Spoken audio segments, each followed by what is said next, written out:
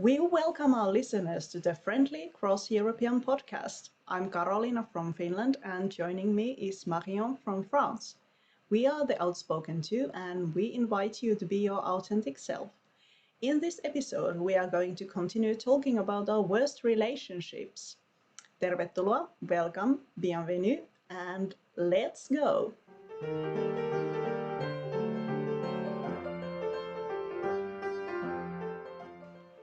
I'm so fucking skilled at the intro now. Yeah, you're great at it. I was thinking maybe you should do it next time. Do you Yeah, feel why like you are not? ready? Yeah, I think I'm way more. I need to practice it, but yes. Yeah, it takes confidence to be the narrator. Yeah, I did it a bit when I'm doing the part. You will hear it when I with the clip. Yeah, that's true. And yeah, we are continuing with the relationship theme again. What did you do after we finished not filming, recording the last episode? I went to bed. Yeah, I slowly transition in with this pandemic into a grandma. Yeah. Yeah, I'm eating now something like in France most people eat around like 7:30, 8:30 p.m. I eat at 6:30 and then I'm in bed at 9. I'm a fucking grandma and I'm sewing all the time. Yeah, I'm just a grandma now. I embrace the grandma in me and I like Okay, it. I sleep so much better. It's insane. it's nice. Yeah. Yeah, actually, when I moved to Paris the first time around, I was eating two dinners. Because I would eat at 4 o'clock. That's the Finnish way. We eat dinner between 4 and 5 o'clock, and then we have an extra snack before we go to sleep. And after I've eaten at 5 o'clock, then at 7, my like uh, roommates and not roommates, the my friends who lived in the same apartment complex would come and want to cook with me, and I'm like, yeah, well, I can do this. And I gained 10 kilos in a year because I was just consuming cheese and eating two dinners. that, that's my life. Yeah. Oh, it was my life. Yeah. A long time ago, Yes, unfortunately. it has been 10 years this year, actually. It's Wow. That's quite some time ago. I miss abroad so much, especially now in the pandemic. I haven't been abroad at all. It has Yeah. been 2.5 years. That's why I booked the travel to France to see you. Yes. Yes, you're Yeah, coming to my house and I love it. I'm so happy you're coming. me Like for too. real. It's not some bullshit thing. I'm just really, really happy because I miss you. It's been the longest since we've met that we haven't seen each other in real life. Yeah, that's true. It has been, I think, 7 years, 8 years since I've been to France, and you have visited me a couple of times. But Yeah, I oh, went twice. But yeah, we had a pattern every 2 years. It was yeah, okay because it's we live in the fucking same continent and not far from each other. But it's fucking expensive to travel from your place to mine. Like, yeah. And actually, it is quite a long travel because it takes 5 hours or 4.5 because there aren't any direct flights because I live in the middle of nowhere in a small town in the north of Finland. yeah. Yeah, that's because I don't think the direct flight should be that much because like the direct flight to Canada because I went there quite a few times. It's like 7 hours in the direction Paris to Montreal, and we have 6 hours of like jet lag of time thingy. Yeah, And we time have one, zones. yeah, and we have 1 hour of difference, only 1 hour, and it takes approximately the same time to fucking travel there. Yeah, I'm so yeah. pissed at this. Yeah, and it takes even longer if I take the train. The train to the capital from my place is about 6 hours. I I don't know, and I Yeah. have to leave at before 4 o'clock from my apartment to get to the airport. So I'm going to be grumpy bitch when I come to see you. It's okay. Uh, we're gonna just lay back for the weekend and just enjoy the sun and Paris and go eat someplace and just enjoy time. I'm I so. can't wait for this. Me too. I can't wait. Really. And actually, this is a good segue because when I first started seeing this guy I'm talking now, you actually came and visited me Yeah. shortly after we started dating. Yeah. So I met two of the guys. Remember, we've Yes. seen each other 3 times in 7 years, and I still met two of the guys. Yeah, because I'm very good at changing men. Like, it's a joke in my family. Like, we have a dinner every Christmas and every summer with all of the family gathering from my grandfather's side. And when I started dating my now boyfriend, I it was November, and on Christmas we of course had the Christmas dinner at my grandfather's, and all my relatives are saying like, "Oh, are you going to bring him to the summer festivities?" And I say, "It's a long time till the summer." They don't know if I will be changing the man before the summer, but now he has been by my side for all of that, so that's nice. So I want to tell you guys how I met this ex of mine. I identify as a witch, and this is one of the things why. I was in my apartment reading physics as a girl does on a Saturday evening. It's the best thing to read physics. Yeah.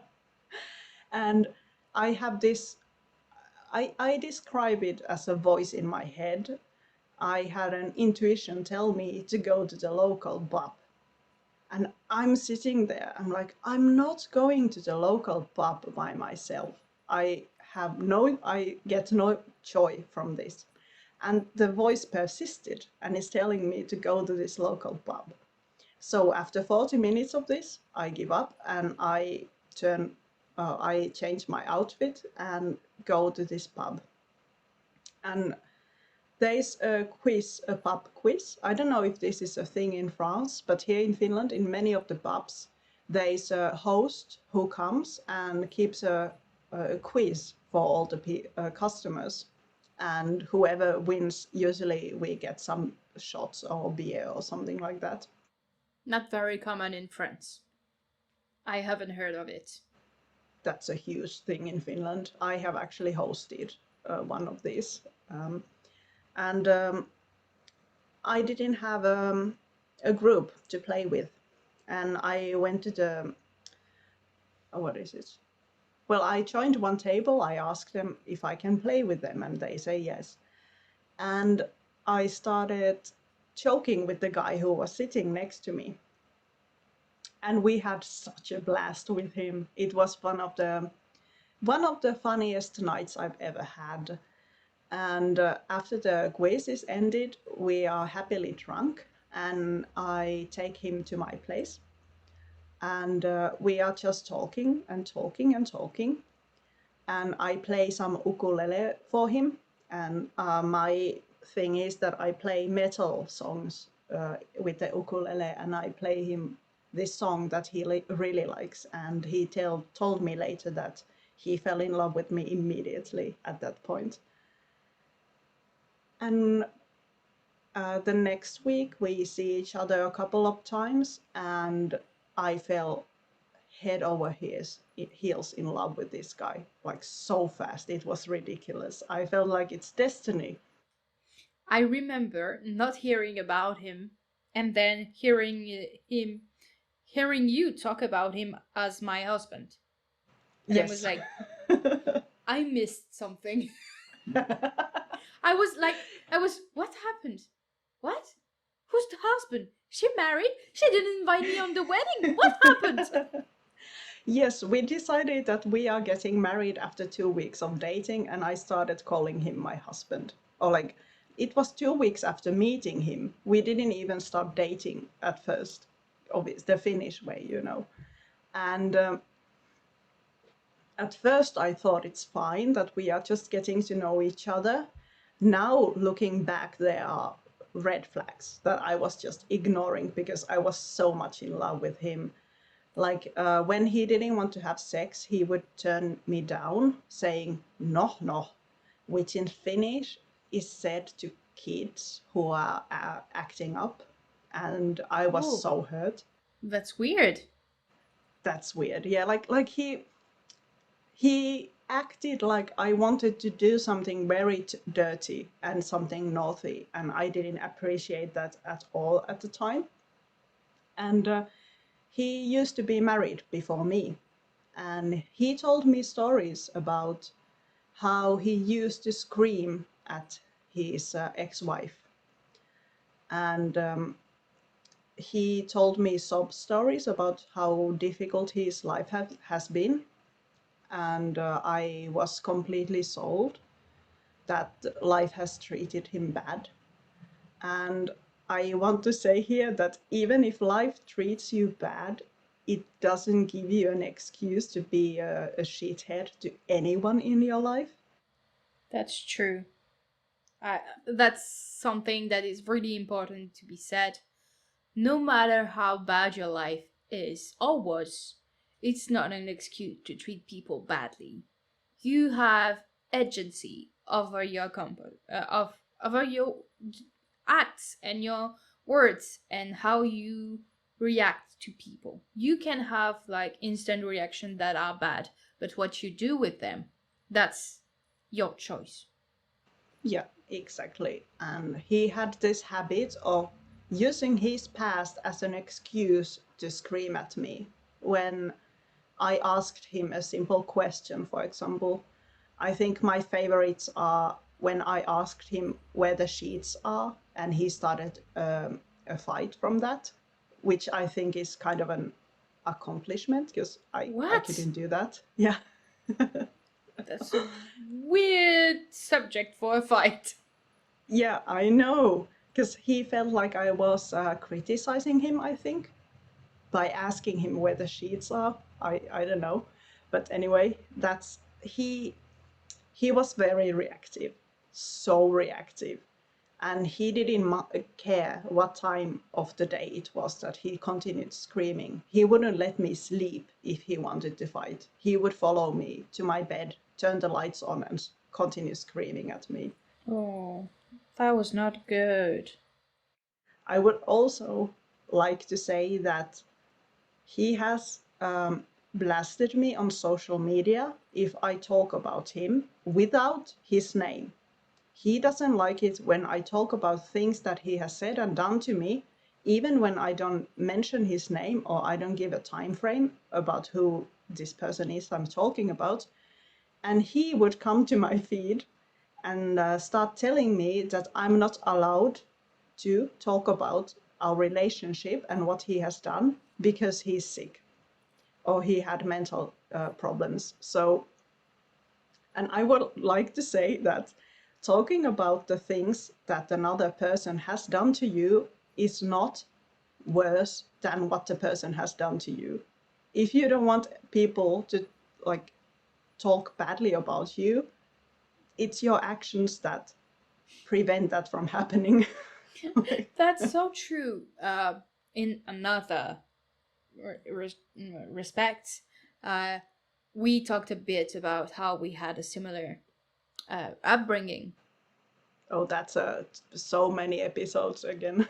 Yeah, and I always thought that I had to like hide what happened to me.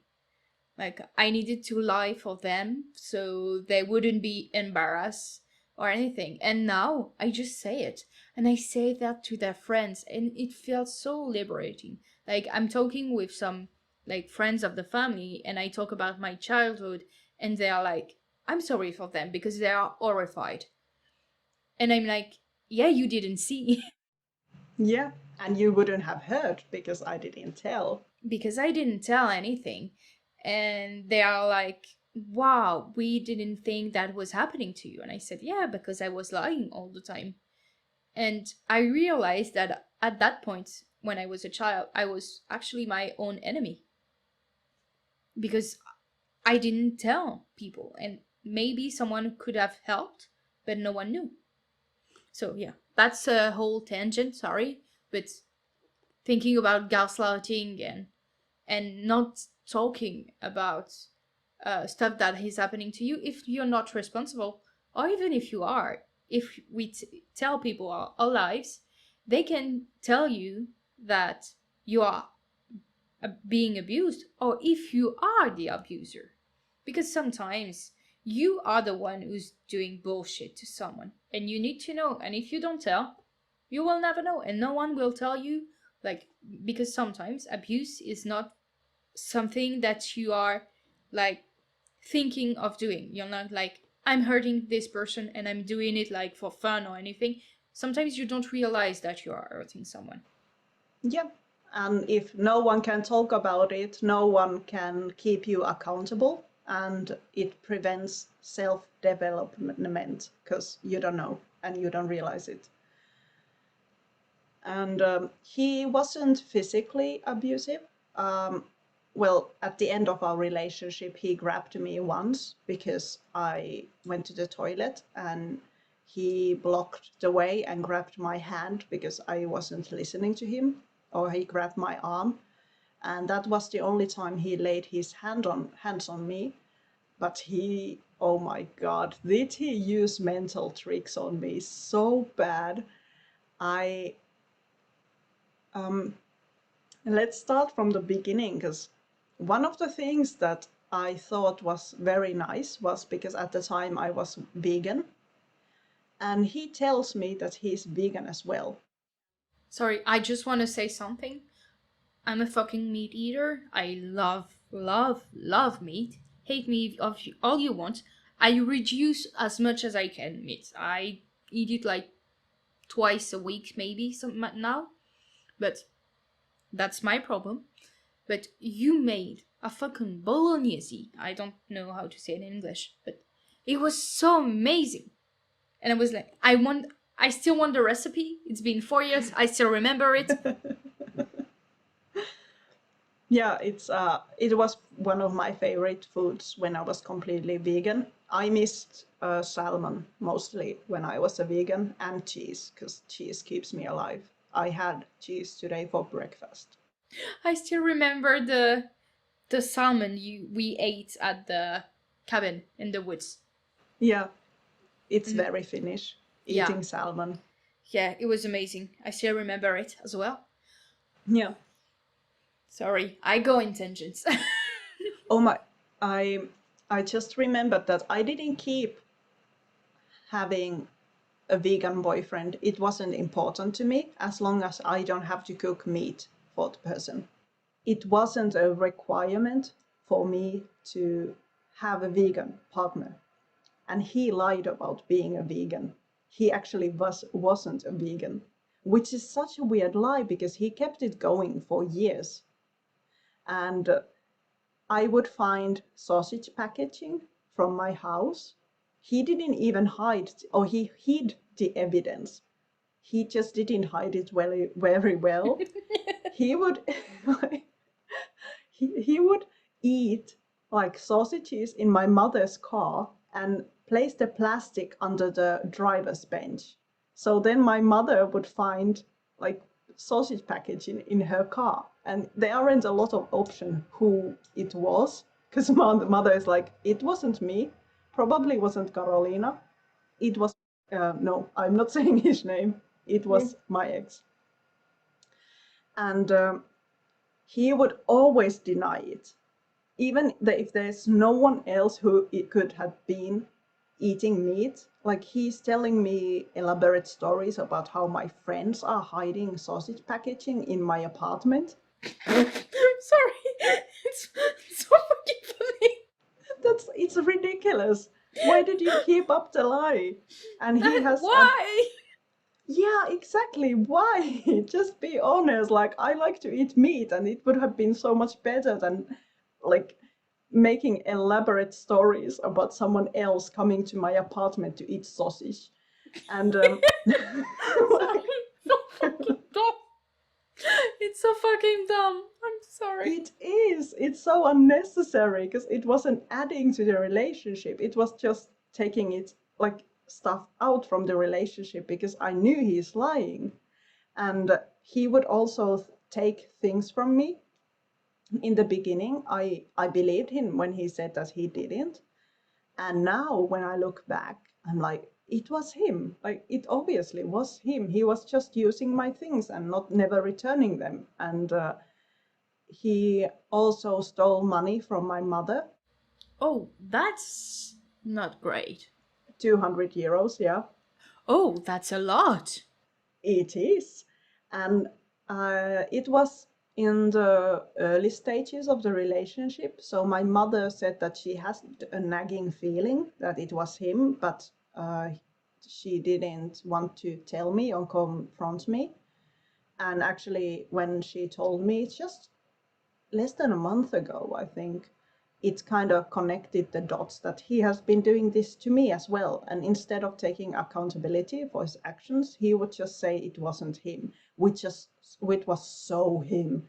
He was never responsible for anything. And it was also a point of us fighting a lot because I couldn't ask him things, and I couldn't say that if he did something wrong, I couldn't say about it because he started the fight. And instead of taking accountability, he would change the subject and start accusing me of some things, which was very difficult. Um, Another fight on top of the sheets thing is um, I asked him 1 month how much money does he have so that I can budget, and he started screaming at me, which is, Okay, weird. yeah, it doesn't make any sense. And it was so random. I would always fall apart and I could feel like myself dying on the inside because I couldn't talk with him. I had to bottle up my feelings, and we had many talks. I'm like, how can I address this subject with you that bother me? And he would tell me that I could write a letter, for example. And the first time I wrote a letter, he started a fight again because that was his default. He didn't take any accountability of his actions or of his words. He would just start a fight until I was worn down and I didn't talk about it anymore because I was so tired. It was his default setting. And of course, like many of my exes, he didn't do any household work. On top of this, he moved into my apartment maybe 2 or 3 weeks after we started dating, and he didn't pay the rent. So he was officially living with his ex roommate, but he was in my apartment 24/7. Only when he went to game with his friends, he wasn't at home. And he didn't clean, which was again like the guy I talked about beforehand, that it seems like I picked up very messy men. And I tried addressing this. I was begging him to take 15 minutes a night or during the evening before we go to sleep so that we just tidy everything, because he was leaving everything everywhere. His clothing was everywhere, like trash everywhere. What he ate, the plates and everything was where he had been when he finished eating, and it was never taken into the kitchen. And that becomes very, very tiring very fast because I was picking up after him like he's a kid, you know? Yeah, that's that's not great. That's in my current relationship because it's my good example for now. I hope forever. But in my current relationship, I was very adamant in the beginning of it of how I believed a couple works today. And I said, I'm not going to do everything, and I'm not going to tell you to do it. I'm not your mother, and I'm not your secretary. I'm not anything. You do it all alone, and still to this day, because we are both of us very lazy people. So we tend to wait for the last minute before doing something. And I don't think it's like super healthy how I deal with things, but I wait until I cannot take it anymore. And I say, I'm not supposed to remind you to take the trash out. Do it without me telling you to do it.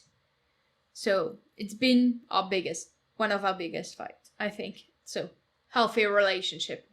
Yeah, I think it's a big one in the modern model of a relationship, because when women entered the workforce, the expectation still is that we handle the house. And I think in my current relationship, it works so well also. I don't have to remind him, and he just does things, and I do things. He doesn't have to remind me. And even if I'm too tired to do it, no one is nagging at anyone. We have never thought about it, and that's nice. And with the ex, when I tried talking about it with him, he would just say no, Okay. which is frustrating because, again, like with the boyfriend I talked in the previous episodes, I tried compromising with him and he just doesn't do it. Like, it's easy because he's not doing it, so I have to do it. He didn't work. He didn't intend to work at the time, and he was home playing and using social media, and he was thinking that he's the most important social media influencer. Oh, yeah, he talked about Twitter all the time. Like, he was a Twitter guy. Yeah. He was. Like, he had a following and everything. And it was like, okay, dude. Yeah, you are a big shit. Good for you. And he would sometimes start a fight with me because someone was mean to him on Twitter. Like, someone said something he didn't like, so he picked a fight with me. I had nothing to do with it. I came home from work and he was already on a bad mood because he had been on Twitter, and then he started a fight with me, which is also very, like, Super healthy. yeah. And when he started screaming at me, and I call it screaming because he was screaming from his asshole. Like, in Finland, we have a saying that you take all the power up from your asshole to your mouth and scream, and he was doing this. It was not, and he was insulting me. He was telling me I'm an idiot, I'm stupid, I'm a whore, stuff like that. Oh, that's nice. Yeah, that's nice. That's very nice. And he started this little by little. I should have left him. He did this a full blow on scream 6 months into the relationship. He also left me at that point because he was so upset that he said that our relationship is over, and I felt like my joy to live just left my body at that point, and I'm still recovering from that. And it became a common occurrence. He would leave me, and then in a fight that he started, he would come leave me and then come home an hour later and act like nothing happened. It was very tiring because I remember I've gone to work with 3 hours of sleep, and I don't know if my relationship is over or not because he would just never address it. He would say he didn't leave me, so he was gaslighting me. He would tell me he didn't say those things, so he was gaslighting me at the same time. And he smoked, which I was fine with. I didn't like it, but I let him do it. And I told him that he's not allowed to smoke in my apartment, and he's not allowed to smoke at the balcony because it was not permitted in the house rules I was living in. Do you think he respected my wishes? I know because I smoked with him on the balcony.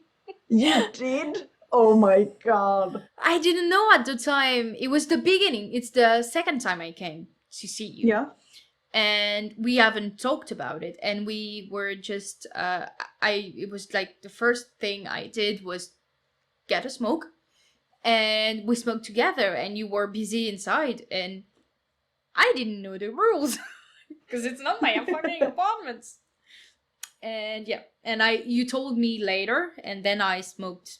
I went down all the way because we smoked, like, not together, but you accompanied me the next time, and then I never did it again.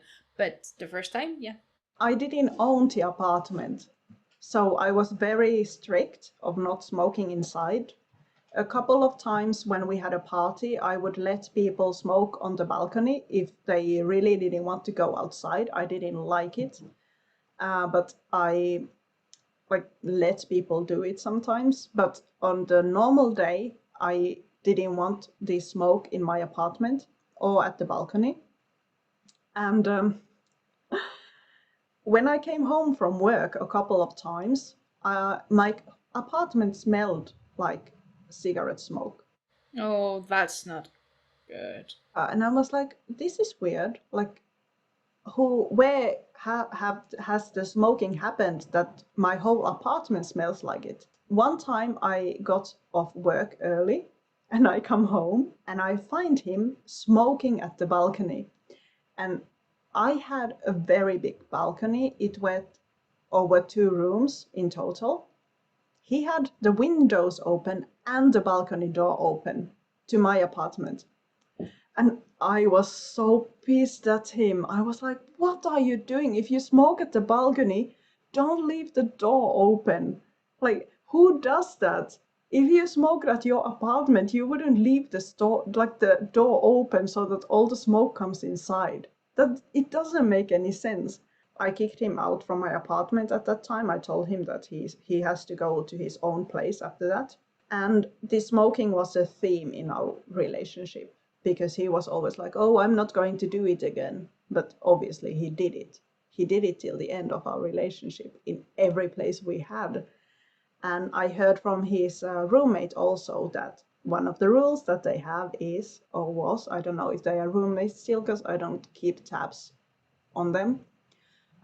He said that the rule was that there is no smoking at the balcony, but when the roommate went to sleep, he smelled the tobacco. So he was also doing this to his roommate. And I feel like this speaks to his character. He had zero respect to other people.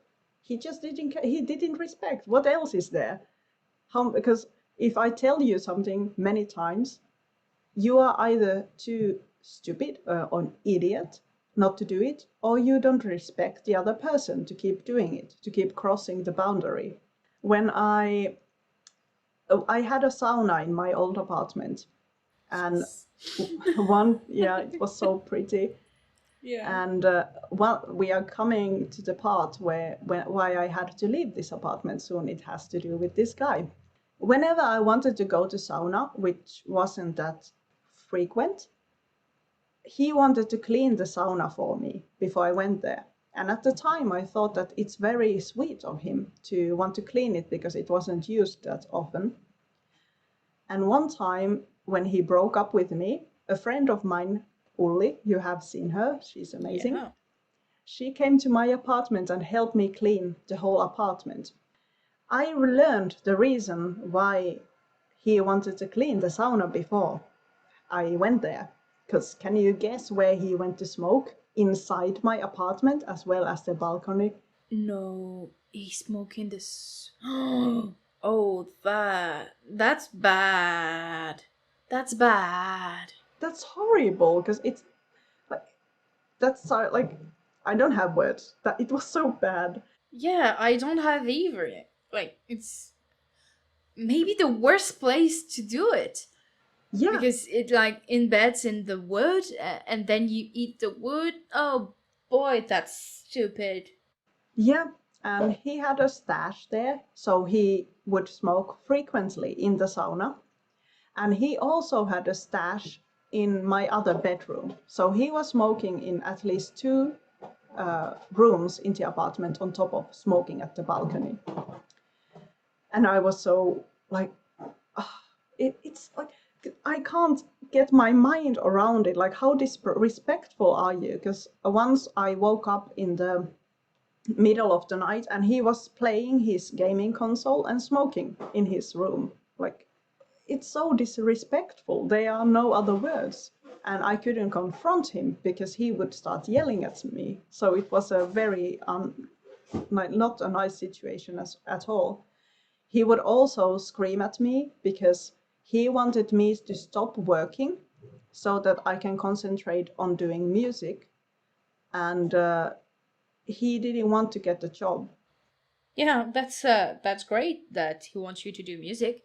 I do too, but you need to eat something.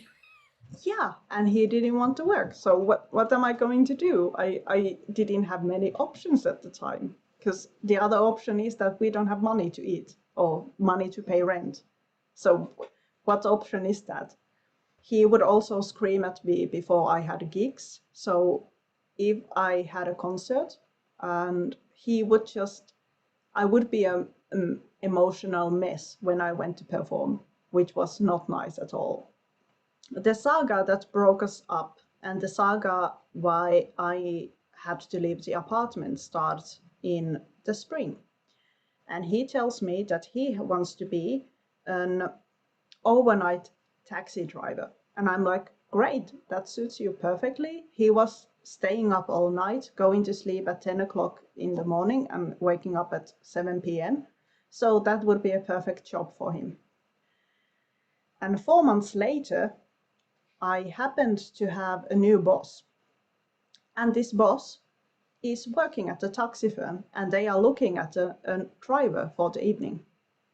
And he asks my boyfriend directly, would you be interested in driving a night taxi?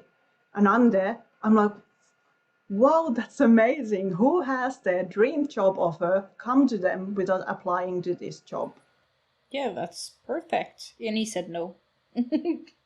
Oh, do I have a story about this? He needed to go for one weekend to uh, take a course about the to the company. Well, he needed to learn how to use the machine that takes the payments and stuff like that, so that he can actually start operating the taxi. Okay, in France, the taxi industry is really different, so this is news to me. Because in France, you have like to pay for a license, and it's like 100,000 euros, something like that, What?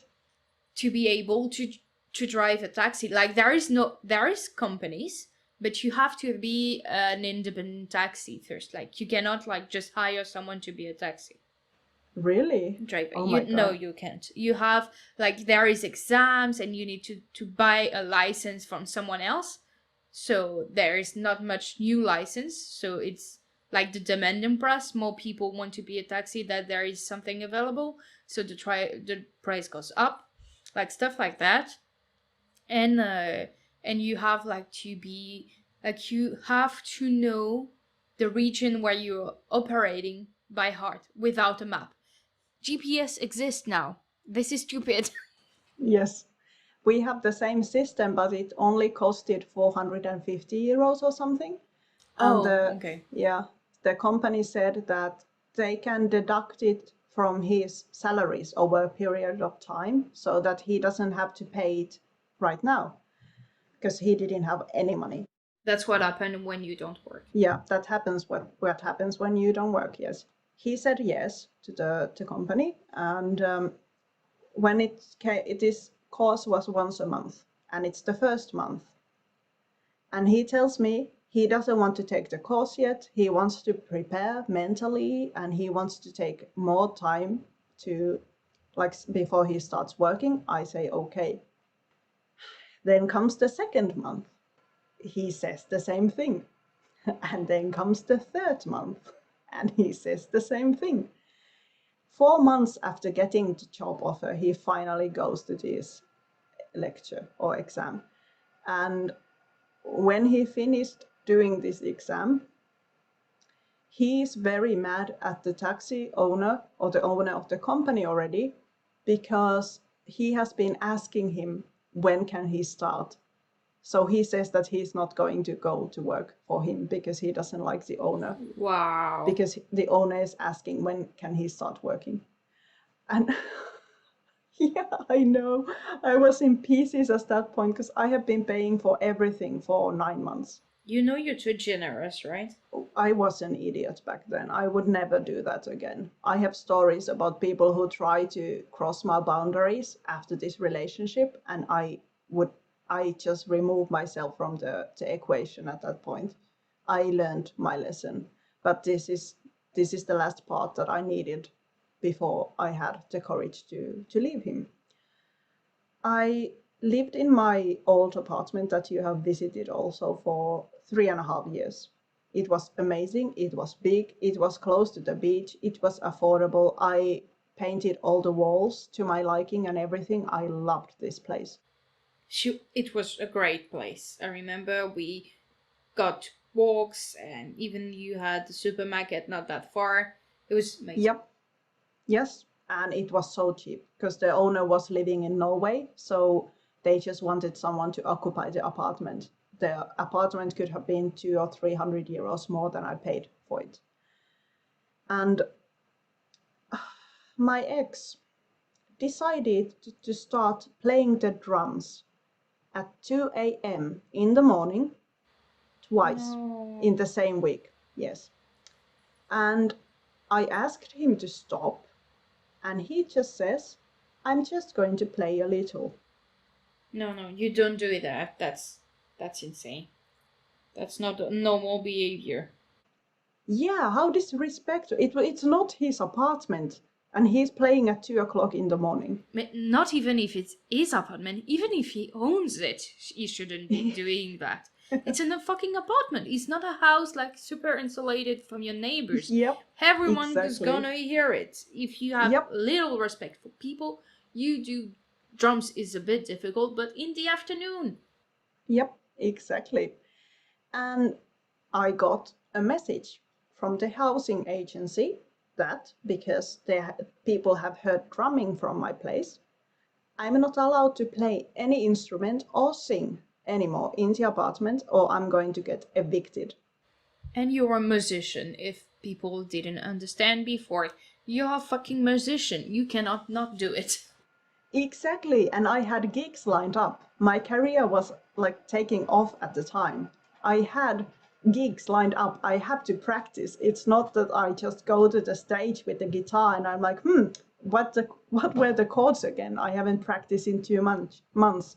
I have to play the piano. I'm playing the ukulele. I'm playing the guitar. I have to sing. That's my thing. So I have to find a new apartment. This was during the time when he was supposed to start working. He wanted to live in this very expensive part of town. I didn't want to move there. I loved the part of town where I'm living still, or again, should I say. But because he found a house that he liked, he insisted that we move there. We take a look at the house. It was a nice house with a garden, a row house, and everything, but it was very expensive.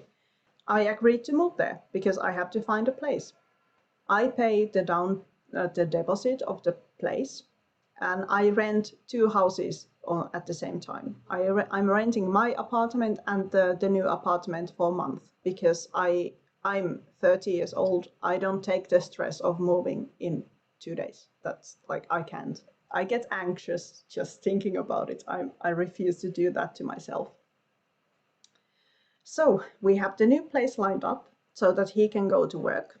Of course, at the time, I didn't know that he was going to turn down work. My ex refuses to sign the lease. So the lease is completely under my name, again, not taking any responsibility. And he refuses to help me pack my apartment, where he has lived for 2 years or something. I, I start packing 3 weeks before the moving vans are coming. And I'm telling him, I'm begging him, can you help me pack anything? And he, he says, it's your shit. I'm not touching your shit. I'm not packing anything because it's your like stuff. He didn't own anything. He had like 2 bags full of clothes and his gaming console and his phone, nothing else. So everything else in the apartment is mine. And I take it on myself then to work, and I'm the only one doing the chores in the house, and I'm packing. And he's gaming and going to sleep at 10 a.m., waking up at 7 p.m. And the closer the moving date comes, the more I need his help, obviously, because I have only a limited amount of time to move. And he's saying stuff like at 7 when he wakes up that, yeah, I need a couple of hours, like give me a couple of hours and I will help you at 9 o'clock. And then when 9 o'clock arrives, he's saying, yeah, it's too late to pack now, so you just go to sleep and we do it later. And in the morning when I wake up and take the dogs out and I go to work and I come back, like he's just not doing anything. And the night before the moving vans arrive, my idea was that we take all the big furniture first, because then we can just come back with a car and take boxes and whatever and clean the apartment and leave the keys, and we would be done with the apartment. The night before the moving, I'm exhausted, I'm tired, I have been fighting with him, I'm not getting any help from him whatsoever. And I tell him that we need to empty the bookshelves. I have 3 bookshelves and they were full of books, and we need to pack the books and like so that we can take the shelves with us. And he says, I'm doing it tomorrow before moving, and goes to his friend's house to game. And I'm left at home, and I remember being so sad alone in my apartment, because of course the next day he oversleeps, he doesn't wake up,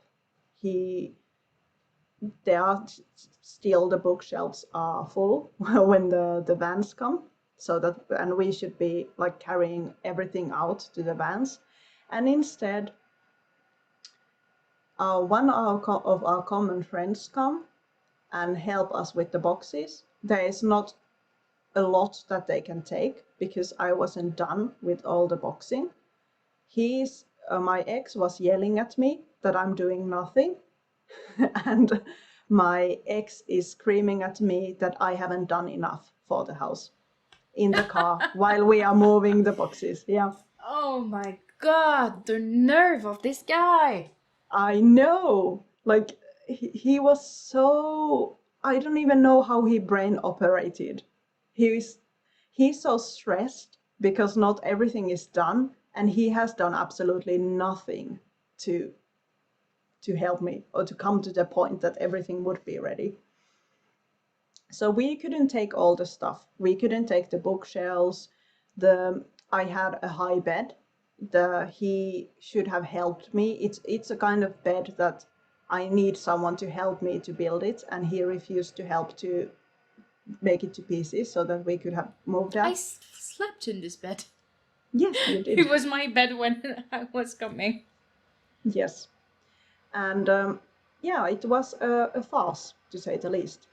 Yeah, you cannot like unbuild it alone. It's yeah, I couldn't. it's because it's in it's because it's on post, like it's 2 hours, 2 meters in the air. You cannot do it on your by yourself. Yes. We needed, when we moved to one of my apartments, we needed 4 people to build it. Like you can do it with 2 people, 3 is better, 4 was okay. So we moved, and my plan was to move all the big stuff to this apartment, because we still had 2 weeks before the lease ends, so that if something is left behind, I can just go there with the car and clean and take the rest of the little things with me over these 2 weeks, and we can like be ready with the apartment before we have to give the keys, you know. Yeah. And do you think he helped me in the following 2 weeks? Obviously not, because I remember we were talking at the time and you were like, he's not doing anything. And he's like, Yes, he what a did piece of himself. shit. So I was working, I was going back to my old apartment even during breaks to pack things and then taking the things to our new apartment. And I had a gig on the day when we were supposed to give up the keys. And I told him that I want to be done with the moving 2 days before because I want one day just to revise the songs that I'm going to play at this concert and I'm not going to do any moving the day prior because I have a concert. I have to be ready for this concert. So I have been at this apartment cleaning and emptying and whatnot. And the day before we are supposed to give up the apartment, he comes and helps me at 2 o'clock in the afternoon. And we are supposed to give the keys of the apartment the next day at 5. And I have a concert at 8 o'clock. And we still needed to paint some rooms because the owner didn't want the colors there were. So we moved 32 hours in a row so that we can paint and clean and get the rest of the stuff out from this apartment. I broke down multiple times. I was crying on the floor because I was so exhausted. 20 hours of physical labor into the Yeah. fact around, like, it was horrible. And in the end, I got 1 hour of sleep before I went to my gig that evening. That was how we moved to this row house that he wanted to live in. What a piece of shit. Sorry, but really. Like, Yeah, that was horrible because I was tired as fuck and I was playing for 2 hours. I had been working for 32 hours before, non-stop, in the old apartment, painting walls and cleaning and carrying heavy things that should have been moved 2 weeks prior, but they weren't because he wouldn't help me. So the gig went well, actually. that's a good thing, at least. Yes, I actually was working after the gig for 5 hours. So then after at 2 a.m., I was awake for I don't even know how many hours. With only 1 hour of sleep, go to sleep. And we lived in this apartment only for 2 months before, or almost 3 months before there was again this huge fight. And he left me. And in my head, because he had been doing this so many times, I told myself, this is the last time. Now I'm free. Even if I'm stuck with this expensive apartment, it left me maybe 200 euros a month for my bills and to eat after paying the rent. I'm going to just let him go. And it was so funny actually now that I think back at it, because the next day after the fight, he's mad at me because I'm not being affectionate. And I'm not, and he's like, why are you like this? And I'm like, well, you left me yesterday. And again, the gaslighting was like, oh, no, I didn't. And in 4 days, he left me 3 times. And because I refused to continue the relationship after that. And he thinks he still is saying that he didn't leave me, even though he did 3 times in 4 days. That's the worst kind of dementia you have, because he refused to believe that he said that he's leaving me, or he's just gaslighting me. He was just doing that to hurt me and to make me behave in a certain way. I truly believe, because I lived gaslighting, mostly from my parents. Yeah. Yeah, great. But so I really know the feeling. I'm still living it, by the way, because they still are saying that nothing Of happened. course. Yay. So yeah, another podcast. I think that's multiple podcasts again, because I have Yeah. lived the same childhood. Yeah, so yeah, the gaslighting is difficult. And you, at some point, and because we have lived it, when someone else does it, you instantly believe that you are the problem. Yes, of course.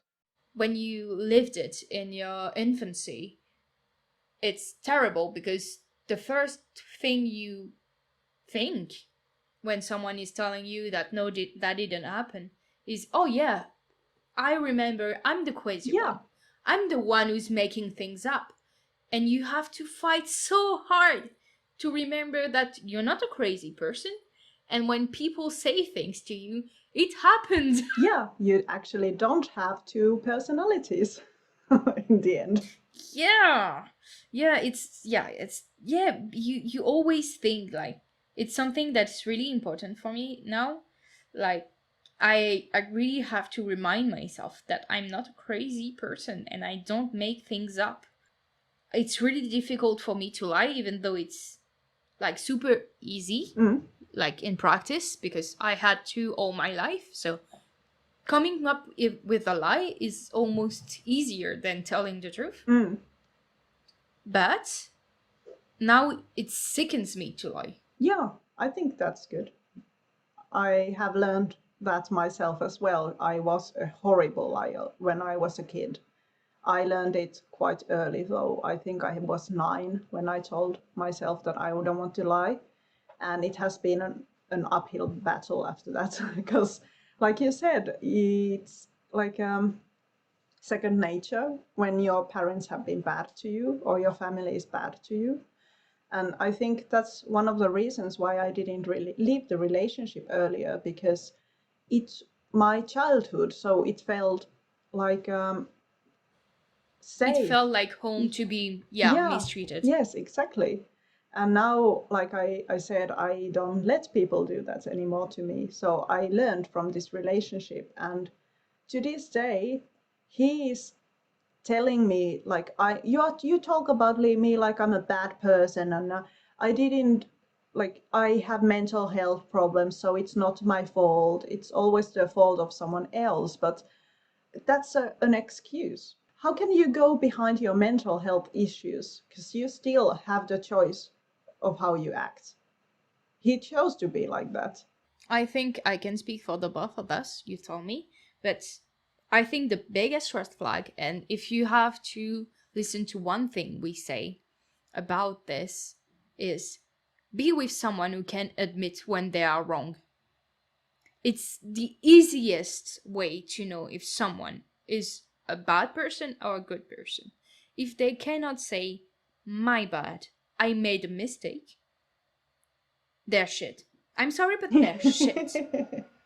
I'm the type of person who's always thinking I'm right. And it's very difficult for me to admit that I'm wrong. But I made a lot of work to be able to do that. And when my boyfriend he's saying like, you never say you're wrong, and I look at him and I said, that's not true. And he and I said, that's not true, because you know that it's now easy for me when I'm wrong, I tell you. And even when we have an argument and like I check hours later if what I thought was right, and then again, and I have now the information saying that I'm wrong, I go to him like the fight is over, and I say, sorry, I've checked the fact that I was saying and it's wrong, so sorry, I was wrong.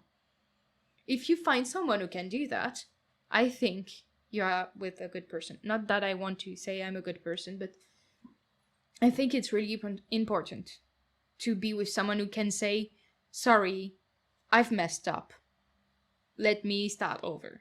Or say that they're all wrong, even on the little things, like if they believe that, I don't know, Friends doesn't exist, and they check and they see that Friends does exist, and they say, like, you point the fact to them and they say, no, that's not true, those person are insane. Yeah. Don't bother with those kind of people. And I I still have one guy because Beach doesn't learn from 2 relationships. And it's the last episode on this like little mini series of worst relationships. Then we can actually talk about it. He actually didn't believe that apology is needed in any situation. Oh, that's a red flag as well. Yes, he was a red flag machine, and I'm very eager to talk about him in the next podcast. Yeah. Learn from our mistake, girls or boys, whoever, because people, we may believe that women and boys are, women and men are super different, but that's not true. We're more like that, we want to think. So, for anyone in any type of relationship, even friendship, learn from our mistakes. Oh, that's a good podcast. Our worst friendships. Oh my god, I'm writing that Uh, down immediately because I have so many stories. That's no, but in the, not on bad friendship, because I'm the bad friend. oh, I have lived with a kleptomaniac and stuff like that. So Oh, I'm not that bad of a friend. yeah, I instantly made you look better.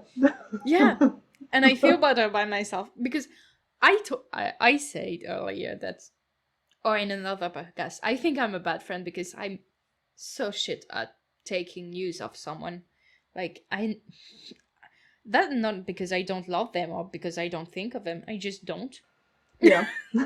But many people, like when you never take any news from them, they're like, okay, you don't care, and they're not wrong. But I'm that type of bad friend. But if you need anything, call me and I'll be there. I'm also that type of friend. Yeah. I have also friends that have hard time reaching out to people, but then when I ask to hang out, they make time for me. So that's also a preference. Like some people are the one who reaches out and some people are the one who responds, and I'm okay with that. And when I was younger, I would get offended by that. They never ask me out or somewhere, but I don't mind anymore. Like I understand the character is different. Yeah, that's why we are still friends years Yeah. ago, Later. from years ago, because I don't take any news, but I'm there if you need it, and I fucking take plane tickets to see you. Yes. So to recap, if someone is lying to you, stealing from you, um, disrespecting Sorry, you, it's not a if you good put it like boyfriend. that, it's horrible. I know, but that's his character. He was also very jealous of my friends, like I said in the last podcast.